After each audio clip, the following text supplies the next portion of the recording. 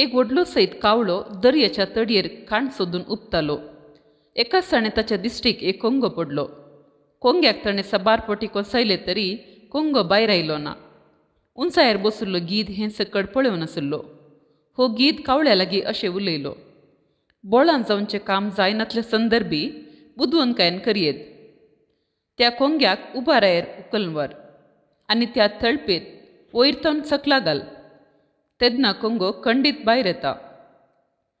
कावळ्यान तशेंच केलें. तळपीच्या समासम उंच उबारायेर येतावन कोंग्याक सकला घालें. कोंगो भायर आयलो, पूण कावळ्याक तो कोंगो मेळ्ळो ना. थंयच लागीं बशिल्ल्या त्या गिदान कोंग्याक उखलून आपल्या गळ्यान देंवयलें.